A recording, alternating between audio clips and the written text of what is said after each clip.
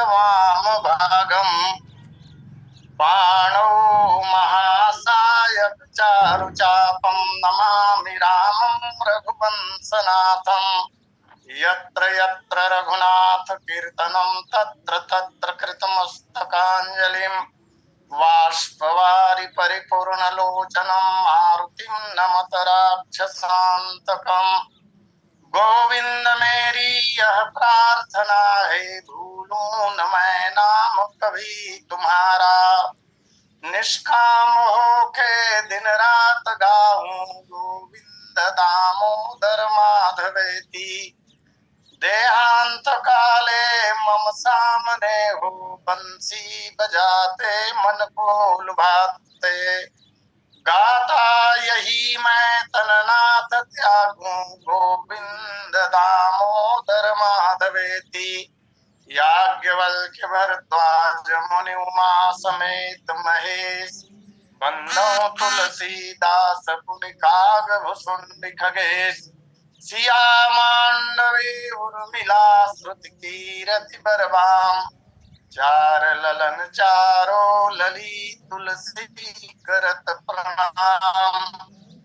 जानकी जीवनम वंदे मांडवी प्राण वल्लभम, उर्मिला रमणम वंदे कीर्तिकांतम नमाम्यहम्। अस प्रभु दीन बंधु हरि, कारण रहित दयाल तुलसीदास सठते ही भजो। छाड़ी कपट जंजाल सियावर रामचंद्र की जय।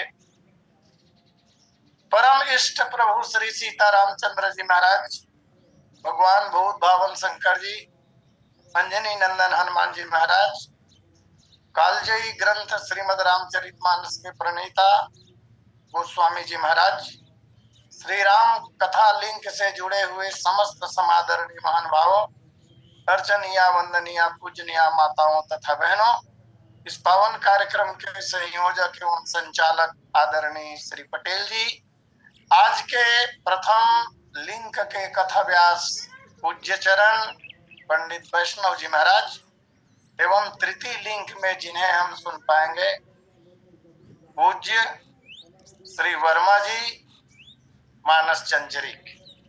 आइए प्रभु की असीम अनुकंपा से जो समय प्राप्त हुआ है उसका सदुपयोग करने का प्रयास हो। विगत कुछ दिनों से अहिल्या उद्धार की कथा गतिमान है। कल की कथा में हमने पाया था कि अहिल्या भगवान की स्तुति करती है और वहां गोस्वामी जी महाराज ने यह बात कही, जो अतिमन भावा सो बर पावा, गई पति लोक आनंद भरी। अहल्या के जीवन में आनंद की वृष्टि हो गई जब भगवान की कृपा अहल्या को प्राप्त हुई, तो अत्यंत ही आनंद का अनुभव हुआ और भगवान से उन्होंने वर भी प्राप्त किया। पिछली कथा में निवेदन किया गया था कि अहल्या ने स्वयं कहा है, मैं अन्य कोई वर नहीं मांगना चाहती, केवल भक्ति का वरदान उन्होंने मांगा है कि हे प्रभु, आपके चरण कमल में मेरा मन सदैव लगा रहे। जो अतिमन भावा सो बर पावा, वर का तात्पर्य तो यहाँ पर वरदान से ही है। कल बहुत संक्षेप में एक नन्हे से वाक्य में मैंने निवेदन किया था कि अहल्या ने वरदान तो मांगे, लेकिन प्रत्यक्ष रूप से भगवान ने वरदान नहीं दिया। वरदान नहीं दिया राम जी ने, लेकिन अहल्या को वरदान तो प्राप्त हुआ। वरदान नहीं देने का कारण, प्रत्यक्ष रूप से वरदान नहीं देने का कारण जो विद्वत जन कहते हैं, प्रभु श्री रामचंद्र जी महाराज मर्यादा पुरुषोत्तम है। मर्यादा के विपरीत प्रभु कोई भी आचरण कभी नहीं कर सकते। यहाँ विश्वामित्र जी महाराज समक्ष खड़े हैं और गुरु के सामने वरदान देने में प्रत्यक्ष रूप से भगवान को संकोच हो रहा है। वैसे भी गुरु के सामने वरदान देना मर्यादा के विपरीत है, इसलिए प्रत्यक्ष नहीं कहा, लेकिन मनोवांछित वरदान भगवान ने उनको दे ही दिया। किस रूप में? भगवान ने जब मनोवांछित वरदान दिए अहल्या को, तो अहल्या अपने अंतःकरण हृदय में भगवान का अनुभव करने लगी। भगवान अहल्या के हृदय में बैठकर अनुभव कराने लगे, और जब भगवान की अनुभूति का हृदय में अनुभव होने लगा, तब तो अहल्या धन्य ही हो गई। एक दूसरी बात कहूं, भक्ति मार्ग के राही, भक्ति मार्ग पर चलने वाले जो भक्त होते हैं, वो भगवान का सावयव ध्यान करते हैं। जब भगवान के चरणों का ध्यान करता है भक्त, तो केवल भगवान के चरणों को ही नहीं देखता है, वह सावयव मूर्ति का अनुभव करता है, मूर्ति सहित चरणों का ध्यान करता है। मूर्ति से अलग केवल चरणों का ध्यान नहीं करते। और जब आनंद मूर्ति हृदय में आ जाती है, तब भक्त आनंद से भर जाता है। तदनुसार अहल्या के ऊपर भी जब भगवान की कृपा हुई, अंतःकरण हृदय में ही भगवान की सावयव मूर्ति का अनुभव उन्होंने किया, और तब जो अत्यंत दुर्लभ वस्तु है, जिसे कहा जाता है आनंद, वह आनंद उसे मिल गया। अब तो अहल्या के जीवन में आनंद के सिवाय और कुछ है नहीं। तीनों ताप मिट गए, उनके जीवन में आनंद ही आनंद है। और विचार करने पर पता चलता है, पहले अहल्या जो दुख से भरी हुई थी, उन्होंने भगवान के चरणों का जब स्पर्श किया, तो चरण स्पर्श का आनंद, भगवान का दर्शन किया तो दर्शन का आनंद, और पश्चात भक्ति का वरदान जब मांगा, तो अहल्या को भक्ति का आनंद, और अंत में बहुत दिनों से बिछड़े हुए जो पति देव थे महर्षि गौतम, उनको जब उन्होंने प्राप्त किया, तो पति के प्राप्ति का आनंद, समग्र जीवन आनंदमय हो गया। यहाँ एक बात विचारनी लगता है, और यदि हम गौतम की आयु पर विचार करें, तो महर्षि गौतम तो वृद्धावस्था के, और अहिल्या का उद्धार जब भगवान ने किया, तो वहां पर प्रगट भई तप पुंज सही, ये पंक्ति आती है, प्रगट भई तप पुंज सही। तपस्या की मूर्ति होकर ही वो प्रकट होती है। इस समय अहल्या जो है, ऐसा वर्णन प्राप्त होता है अहल्या के संदर्भ में, कि जब तपपुंज होकर प्रकट हुई, षोडशी कन्या के रूप में वर्णन भी प्राप्त होता है कि उद्धार के बाद जब महर्षि गौतम अहल्या को लेकर गए, तो ऐसा लग रहा है मानो गौना कराकर ले जा रहे हैं, गौना कराकर नव दंपत्ति के स्वरूप में अभी होंगे। तो मैं निवेदन कर रहा था, महर्षि गौतम तो वृद्ध हो चुके हैं, और अहल्या जो है वो तरुणी है, युवती है। और इस संदर्भ में शास्त्र कहते हैं, अनभ्यासे विषम शास्त्रम, शास्त्र घर पर रखे तो हो, पुराण साहित्य घर पर विद्यमान तो हो, लेकिन उनका पठन पाठन यदि न हो, बार बार अभ्यास न किया जाए, आधा अधूरा अभ्यास किया जाए, आधा अधूरा पढ़ा जाए, तो समझती आधी अधूरी होगी और अधजल गगरी छलकत जाए तो जो ज्ञान प्राप्त होगा वो अधूरा होगा। ऐसा ज्ञान विनाश का कारण बन सकता है। इसलिए शास्त्र कहते हैं अनभ्यास विषम शास्त्रम, अभ्यास के अभाव में शास्त्र विष हो जाते हैं। अजीर्णे भोजनम विषम, यदि अधिक खा लिया जाए, भोजन सुस्वादु तो है, पुष्टिवर्धक भी है, स्वास्थ्यवर्धक है, लेकिन जरूरत से ज्यादा यदि ऐसे भोजन को भी कर लिया जाए तो अजीर्ण हो जाता है, और अजीर्ण होना भी तो विष ही है। मर्यादा का उल्लंघन कर जाने पर मधुर भोजन भी विषतुल्य हो जाते हैं। अनभ्यासे विषम शास्त्रम, अजीर्णे भोजनम विषम। इसी तरह विषम सभा दरिद्रस्य, सभा में दरिद्रता विष का ही काम करता है। सभा का आयोजन कैसे होगा? दरिद्रता की अवस्था में। और आगे जो बात कही वही गौतम के लिए लागू होता है, वृद्धस्य तरुणी विषम, वृद्ध व्यक्ति के लिए तरुणी जहर ही है। लोक व्यवहार में भी देखा जा सकता है इसे। यदि ऐसा आचरण किया जाए या किया जाता है तो सिवाय कलंक के क्या मिलता है? अब जब वो तपपुंज बनकर प्रकट हुई है और वृद्धावस्था को महर्षि गौतम प्राप्त किए हैं तो जोड़ी अनमेल हो जाएगी।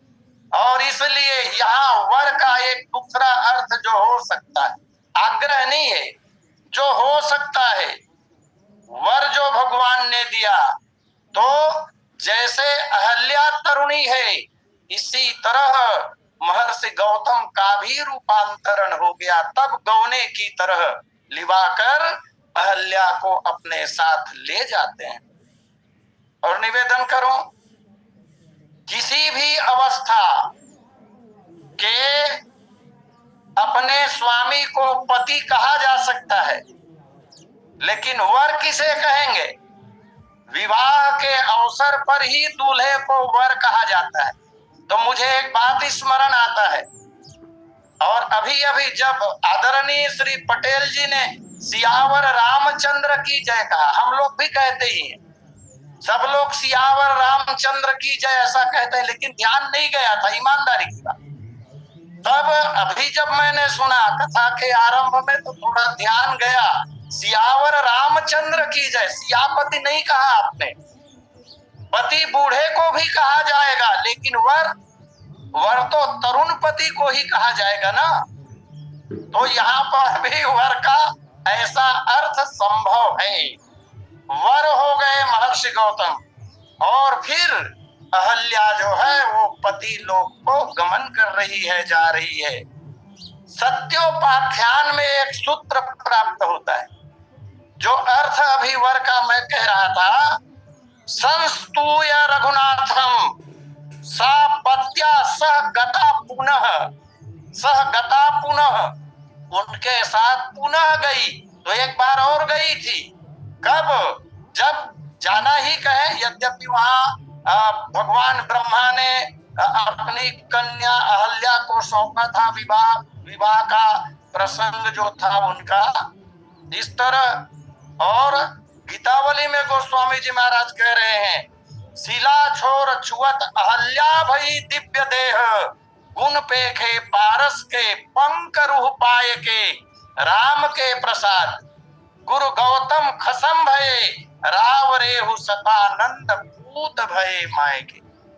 आज धन्य हो गई अहल्या। तो गोस्वामी जी महाराज ने कहा, भूरि भाग भाजन भई, रूप राशि अवलोकि बंधु दो, प्रेम सुरंग रई। रूप राशि, दोनों भाई राम लक्ष्मण ने अहल्या को किस रूप में देखा? इस समय उद्धार हो जाने पर तो कहा रूप राशि, रूप राशि हो गई है। तदनुसार रूप राशि तो गौतम को भी होना पड़ेगा ना। रूप राशि अवलोकि बंधु दो, प्रेम सुरंग रही। भूरि भाग भाजन भई, कहा कहे कई भांति सराहें, नहीं कर तूति नहीं, बिनु कारण करुणा कर रघुबर, केही गति न दई। भगवान को इसलिए अकारण करुणा वरुणालय कहा जाता है। संसार के लोग जब प्रेम करते हैं तो कोई ना कोई कारण होता है, कोई ना कोई स्वार्थ होता है, लेकिन श्री राम बिना कारण के प्रेम करते हैं, बिना कारण के कृपा करते हैं। करी बहु विनय राखी उर मूर्ति, भगवान की मूर्ति को अंतःकरण हृदय में स्थापित किया, मंगल हो गया। करी बहु विनय राखी उर मूर्ति, मंगल मोदमयी, तुलसी भय विशोकपति लोकहि, प्रभु गुण गणत गई। पश्चात भगवान के गुण समूहों का गायन करते हुए अपने पति के साथ अहल्या पति लोक को जाती है। गोस्वामी जी महाराज ने कहा, अस प्रभु दीन बंधु हरि, कारण रहित दयाल, तुलसीदास सठ तेहि भजु, छाड़ी कपट जंजाल।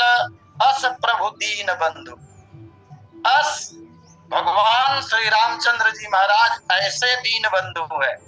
अस प्रभु दीन बंधु, दीनों के बंधु हैं, जो समाज से तिरस्कृत लोग हैं, अभावग्रस्त लोग हैं, विभिन्न कारणों से सताए हुए लोग हैं, दुखी लोग हैं, पीड़ित लोग हैं, ऐसे लोगों के भगवान बंधु हैं।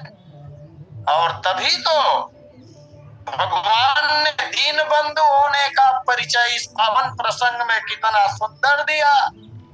अहल्या अधम थी, अपावनी थी, पति के द्वारा त्यक्ता थी, श्रापित थी, जड़ हो गई थी, पाषाणवत, सर्व साधनों से हीन हो गई थी अहल्या। ऐसी अहल्या का प्रभु ने कृपा कर उद्धार किया। इस पूरे प्रसंग में भगवान का कोई स्वार्थ अहल्या अथवा गौतम से तो था नहीं। चूंकि ब्रह्मा जी की पुत्री है अहल्या, ब्रह्मा जी से भी प्रभु श्री रामचंद्र जी महाराज को कोई स्वार्थ था नहीं।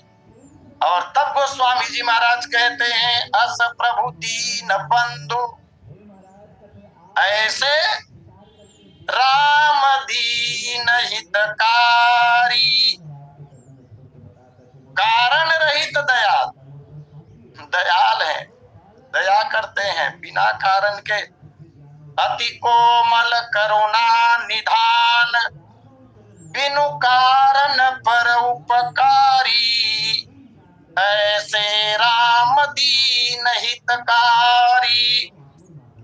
साधन हीन दीन निज अघबस, शिला भई मुनि नारी, गृहीते गवनि परसि पद पावन, घोर श्रापते तारी, ऐसे राम दीन हितकारी।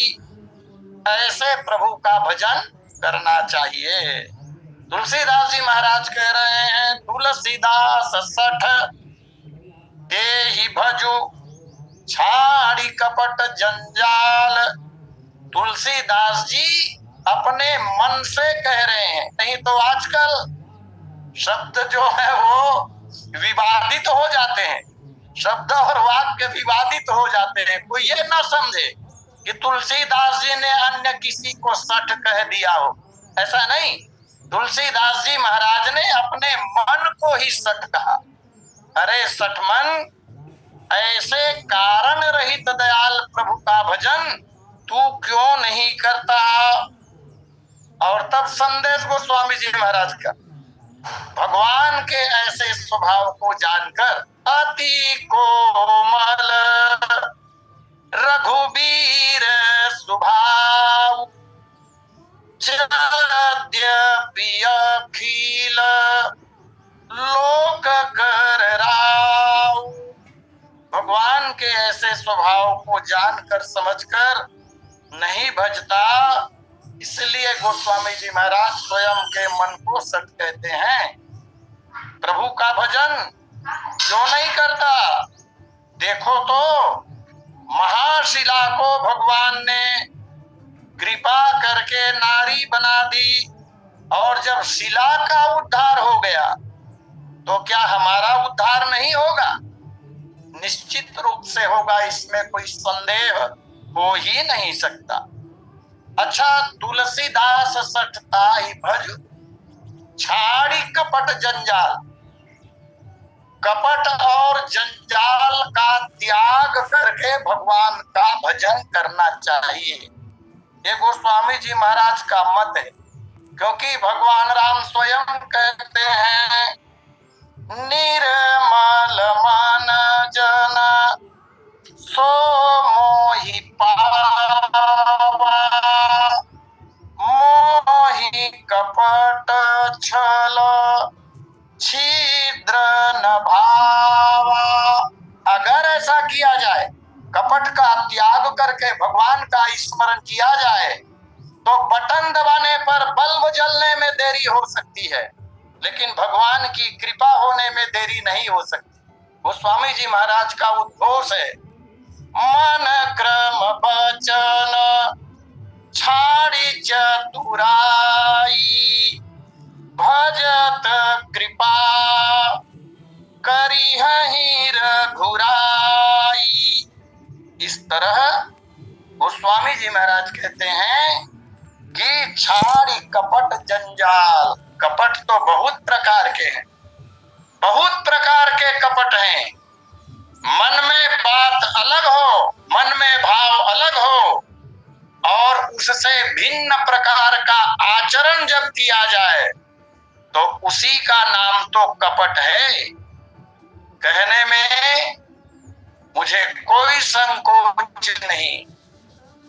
गोस्वामी जी महाराज ने भगवान श्री रामचंद्र जी महाराज के द्वारा अहिल्या को नवधा भक्ति का जो उपदेश दिया, उस प्रकरण में बहुत सुंदर बात कहते हैं, गुरुपद पंकज सेवा तीसर भगति अमानी। मान रहित होकर, अगर मान का भाव हो और गुरु की सेवा हो रही हो तो कपट नहीं हुआ क्या? कपट ही तो है। कथाओं में भी कपट होती है, अध्ययन से पता चलता है।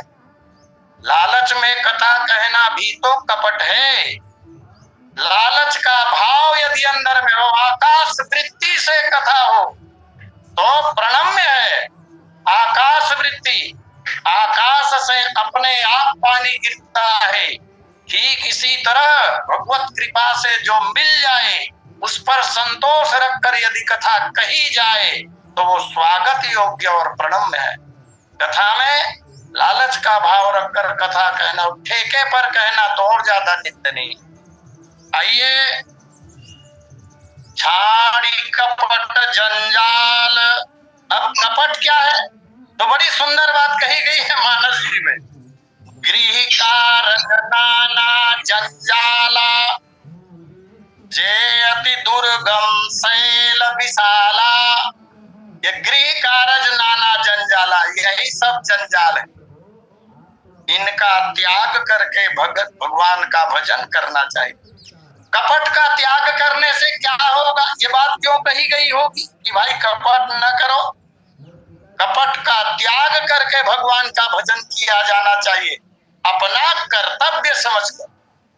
प्रभु ने अहेतुकी कृपा करके मुझे मानव शरीर प्रदान किया है, और मानव शरीर में ये दुर्लभ विभिन्न अंग प्रत्यंग अमूल्य, ये सब भगवान ने कृपा करके दिए।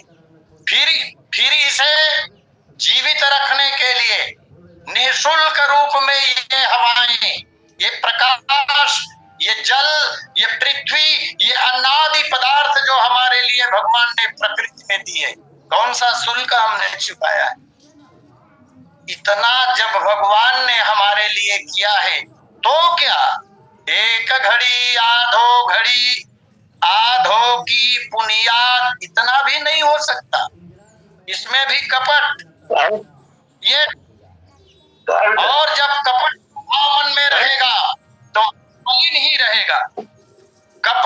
त्याग करने पर शुद्धता आती है। अंतःकरण हृदय शुद्ध होता है और अंतःकरण हृदय शुद्ध होने पर यदि भगवान का ध्यान किया जाए, बहुतों ने किया है और भगवान का ध्यान करके बहुत कथाएं प्राप्त होती हैं। इसी युग में बड़े बड़े साधक लोग, बड़े बड़े भक्त लोगों ने भगवान का दर्शन प्राप्त किया है। अंतःकरण की शुद्धता के लिए, हृदय को पवित्र करने के लिए कपट का त्याग आवश्यक है। आंतरिक शुद्धता के लिए कपट को छोड़ना पड़ेगा और बाह्य शुद्धता के लिए जंजाल को छोड़ना पड़ेगा। लेकिन कमाल है, हम लोग तो जंजाल को ऐसे ही बुलाते हैं, आ बैल मुझे मार। जंजाल स्वयं मोल लेते हैं। स्वयं के द्वारा निर्मित संसार में हम रहते हैं, पता नहीं कौन कौन सी कल्पना होती है। भगवान को प्राप्त करने के लिए अथवा भगवान की कृपा प्रसाद प्राप्त करने के लिए आंतरिक और बाह्य स्वच्छता आवश्यक है। इसलिए कपट को और जंजाल को छोड़ने की बात कही गई है, क्योंकि ये छूटते नहीं है अपने आप बिल्कुल नहीं छूटते। इसे तो प्रयास करके छोड़ना पड़ता है और प्रयास भी बहुत करना पड़ता है। बहुत प्रयास की आवश्यकता है। कई जन्म बीत जाते हैं प्रयास करते, लेकिन यह छूटता नहीं है। हम संसार लोग की कौन कहे? महाराज मनु सृष्टि के प्रथम राजा, लंबी समय तक उन्होंने राज्य शासन किया और पश्चात जब चौथापन आया तब महाराज मनु कह क्या रहे हैं? कोई न विषय विराग, भवन बसत भा चौथपन, हृदय बहुत दुख लाग, जन्म गयो हरि भगति बिनु। जब महाराज मनु ये कह रहे हैं तो की तुलना में हम लोग कहाँ ठहर पाते हैं। और इसीलिए इसका पालन भी किया महाराज मनु ने। पालन करते हैं, इसका विवरण गोस्वामी जी महाराज दे रहे हैं। बरबस राज सुतहि नृपदीना, नारी समेत गवन वन कीना, आदि आदि। मैं ये कह रहा हूं कि ये छूटते नहीं है, बहुत प्रयास करने पर ये छूट पाते हैं। आइए, अहल्या के उद्धार में भगवान ने मुख्य रूप से अपने 4 गुणों को प्रकट किया। 4 गुणों को, अस प्रभु दीन बंधु हरि, कारण रहित दयाल। गोस्वामी जी महाराज ने रामचंद्र जी महाराज के लिए प्रभु शब्द का प्रयोग किया। इसका तात्पर्य ये हुआ कि इस प्रसंग में अहल्या उद्धार के मामले में भगवान ने अपने प्रभुत्व को स्थापित किया, प्रकट किया, इसलिए प्रभु कहा। दूसरी बात, अस प्रभु दीन बंधु, भगवान ने अपने दीन बंधुत्व जो गुण है उसको प्रकट किया और उसका उपयोग भी किया। पुनश्च हरि, हरि कहने से जो हरित्व है भगवान में, उस गुण को भगवान ने प्रकट किया। और चौथी बात, कारण रहित दयाल, कारण रहित दया का जो भाव भगवान में है, इन 4 विशेषताओं को, 4 गुणों को भगवान ने यहाँ प्रकट किया। और गुण जो है, गुण के बारे में शास्त्रों में प्राप्त होता है। गुण आमंत्रण है। आमंत्रण का सामान्य अर्थ न्योता देना ही होता है, किसी को बुलाना। भगवान से विमुख रहने वाले जो जीव हैं, उनको भी भगवान निमंत्रण देकर बुला लेते हैं जब कृपा करना होता है उन पर। बहुत उदाहरण मिल जाएंगे इसके। पतित से पतित लोगों को कोई ना कोई बहाना करके भगवान अपने निकट बुला लेते हैं, अथवा जो आने में समर्थ नहीं है उनके निकट भगवान स्वयं पहुंच जाते हैं। जैसा कि अहिल्या उद्धार के प्रकरण में हम देखते हैं, अहिल्या पत्थर वत हो गई है, आ नहीं सकती, भगवान स्वयं चले गए। इस तरह भगवान अपने दिव्य गुणों को प्रकट करते हैं। और एक चौपाई आती है मानस जी में, भगवान जब वन मार्ग में चले जा रहे थे तब बुलाया कैसे, ये देखें। जात पथिक जन ले ही बुलाई। और भी भगवान की प्रेरणा से ही तो सुनत तीरवासी नर नारी, धाये निज निज काज बिसारी, राम लखन सिय सुंदरताई, देखी करहि निज भाग्य बढ़ाई। ये सब भगवान की प्रेरणा से ही तो है। भगवान का दर्शन सामान्य लोगों को थोड़ी ना होगा। बुला रहे हैं भगवान और सबका कल्याण कर रहे हैं। औरों की बात छोड़ दीजिए, जो परमहंस हो चुके हैं, मुनि हैं, महात्मा हैं, जिनकी आत्मा विमल हो गई है, जिन लोगों को भजन करने की आवश्यकता नहीं है, एक क्षण में भगवान को प्रकट कर लेते हैं, ऐसे लोग भी तो हुए हैं। प्रकट होते हैं पत्थर से, कभी नाचे दुधारों पर, कभी हो जाते हैं जाहिर वह पावक की अंगारों पर, अनेकों रूप धरते हैं तुम्हारे ही इशारों पर, सदा से आए हैं दौड़े विभक्तों की पुकारों पर। प्रहलाद कौन सा बाजा लेके गया था बुलाने के लिए भगवान को? लोहे के खम्भे में ही प्रहलाद ने प्रकट कर दिया। ऐसे भक्त जिस प्रकार से कमल के मकरंद की सुरभि खुशबू भौरे को अपने पास बुला लेती है, भौरा न जाना चाहे तो भी खींच कर चला जाता है, उसी प्रकार भगवान के चरणों में जो न जाना चाहे लेकिन भगवान उसे अपने पास बुलाना चाहे तो ये किन प्रकार बुला ही लेते हैं। यहाँ भगवान ने अपने 4 गुणों को प्रकट किया। उसका कारण ये है, जैसा कि विद्वान लोग कहते हैं, अहल्या को भी 4 प्रकार के विकारों ने ही ग्रसा था। 4 प्रकार के विकारों के कारण अहल्या पतित हुई थी और इसलिए भगवान ने भी उन 4 विकारों को लक्ष्य बनाकर अपने 4 गुणों को प्रकट कर दिया।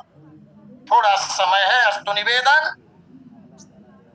अहल्या पहले काम के वशीभूत हुई, इंद्र के प्रति कामासक्त हुई अहल्या। आरंभ में हमने इस पर दर्शन किया था, तो ये है काम।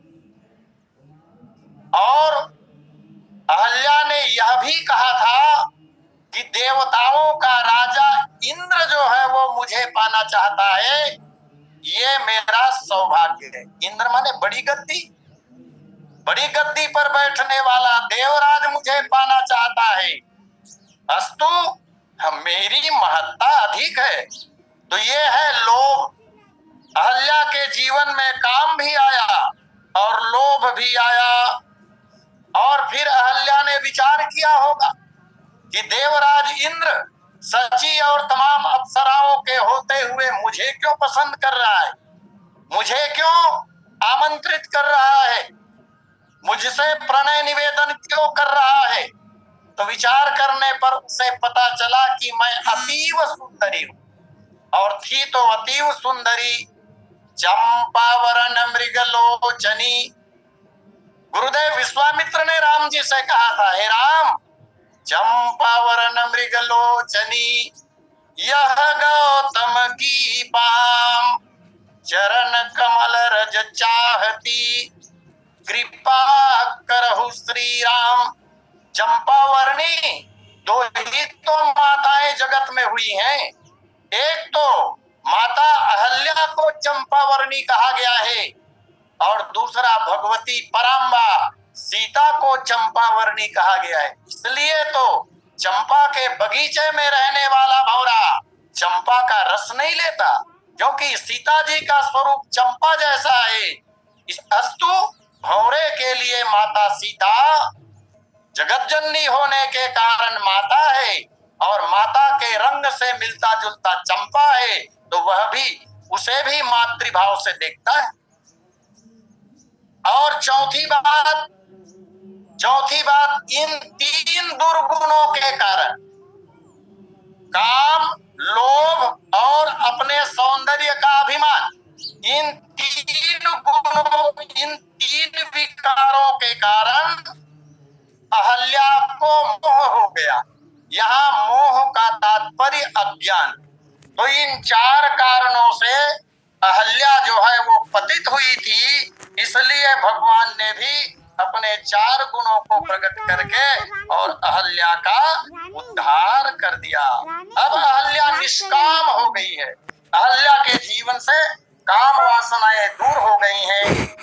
ये समय पूर्णता पर अस्तु यही वाणी विराम। और इसी के साथ मुनि आगमन कहे सि पुनि, इस प्रसंग को विराम दिया जा रहा है।